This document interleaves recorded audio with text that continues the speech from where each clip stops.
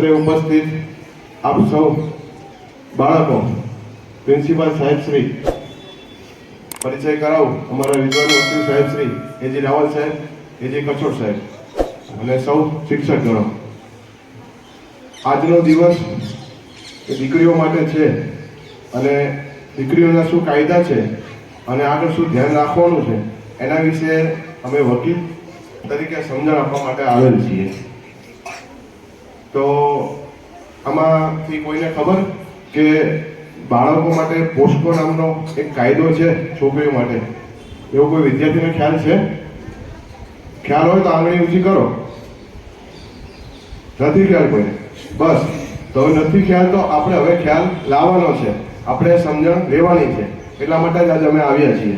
હવે આપ સૌ શાંતિથી આ શું કહેવા માંગે છે, કાયદો શું છે, તમારે શું ધ્યાન રાખવાનું છે, આવનારા પોસ્કો એક્ટ વિશે જો તમને સમજાવું તો પ્રાથમિક માહિતી એને આપું તો પોસ્કો એક્ટ એ 2012નો કાયદો છે. એ શા માટે આપણા ભારત દેશની અંદર લાવવામાં આવ્યો? તો અનેક નીચેની જે દીકરીઓ છે, 16 વર્ષથી નીચેની દીકરીઓ છે, એમને ક્યાંક ને ક્યાંક એવા શોષણ, કોઈ સેક્સ્યુઅલ હેરેસમેન્ટ, આવા બધાના પ્રકારના પડકારો એમને ઝીલવામાં આવતા અને આવી અનેક બાળકીઓ ભોગ બનતી હતી. આવા દેશની અંદર અનેક પ્રસંગો બનતા હતા, અનેક સમસ્યાઓ, એનું કોઈ મૂલ્ય કે કોઈ એવો હેતુ નહોતો કે ભાઈ આનું નિવારણ કેવી રીતના લાવવું. એટલે સરકારના ધ્યાને આવ્યું, સરકારના ધ્યાને સર્વે કરવામાં આવ્યો તો રોજના 100 જેટલા કેસો આવી રીતના ભારત દેશની અંદર બનતા હતા. એટલે આની એક તીવ્ર ગતિથી વિચારણા કરવામાં આવી.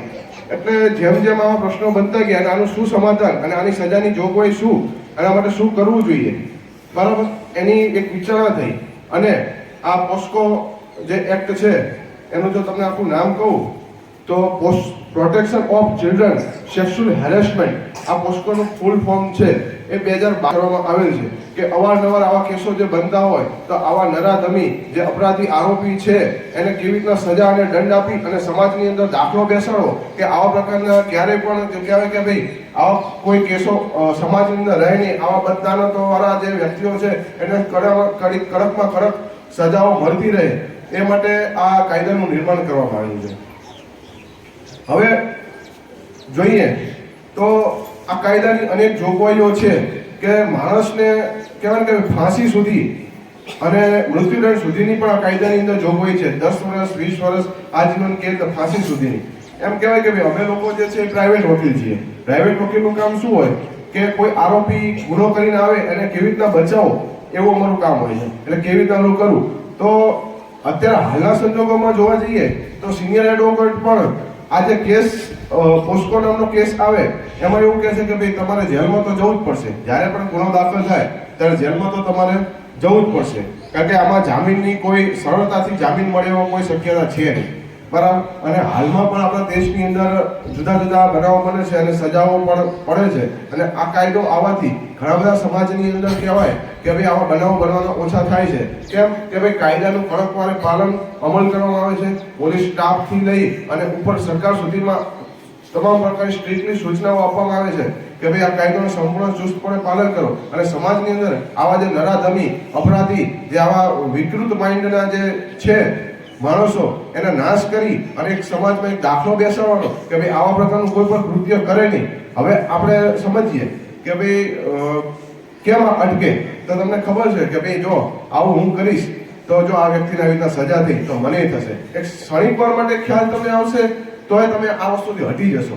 માણસનું મન છે, વિકૃત માઇન્ડ છે, સમય સંજોગો એવા થાય છે જેના કારણે આવા બનાવો બનતા હોય છે. પણ એક કહેવાય કે ભાઈ કાયદાનો કડક અમલ થશે, કાયદાનો ડર માણસના મનમાં હશે તો સ્વાભાવિક ઘણા બધા બનતા હોય છે કે નાની બાલિકા હોય છે એ મનમાં સંકોચ રાખતી હોય છે. એના કારણે શું છે કે એ આગળ ખુલીને વાત નથી કરી. પણ આવું ક્યારે ડરવાનું? ન્યાય છે 100% છે. લોકો એવું નેગેટિવ તમને કહે છે કે ભાઈ કોર્ટના દરવાજા ધક્કા ખાઈ કરીને થાકી જવાય, એ વસ્તુ તદ્દન ખોટી છે.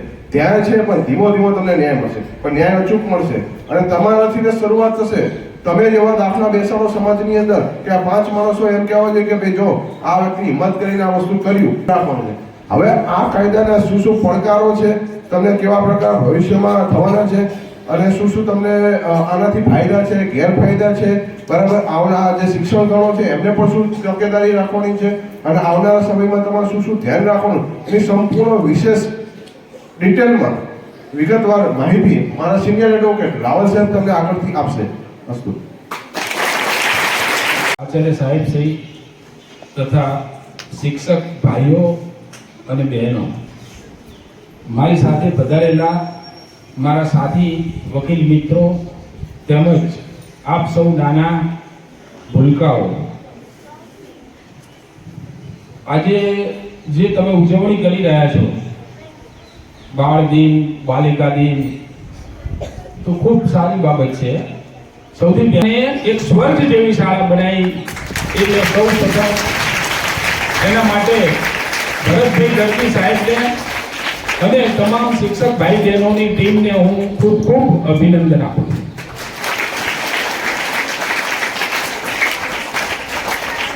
હવે મુખ્ય મુદ્દાની વાત પર આપણે આવીએ કે મારા સાથી મિત્ર નીરવભાઈએ તમને પ્રાથમિક સમજ આપી કે પોક્સો એ કાયદો બાળકો માટે છે. તમને ખબર છે કે આ છોકરાઓ માટે બી કાયદો ખરો અને છોકરીઓ માટે બી કાયદો ખરો. પોક્સોનો કાયદો બંને માટે, પુરુષ અને સ્ત્રી જાતિના બાળકો બંને આવી જાય. છોકરાઓ માટે પણ આ કાયદો લાગુ પડે. 0 થી 18 વર્ષ સુધીની જે ઉંમર છે એ ઉંમરનું કોઈ પણ બાળક એ બાળક ગણાય, એ છોકરી હોય કે છોકરો હોય. પણ 0 થી 18 વર્ષની ઉંમર જેની થતી હોય, 18 વર્ષ પૂરા ના થતા હોય એ દિવસ સુધી કે જે જન્મ તારીખ આવે અને જે જન્મ તારીખે તમને 18 વર્ષ પૂરા થાય અને તમે 19મા વર્ષમાં પ્રવેશ કરો ત્યાં સુધી તમારા માટે પોક્સો કાયદો અમલમાં ગણાય. માની લો કે દીકરી સાથે કોઈ દુર્વ્યવહાર થયો અને દુર્વ્યવહાર થયો એ તારીખ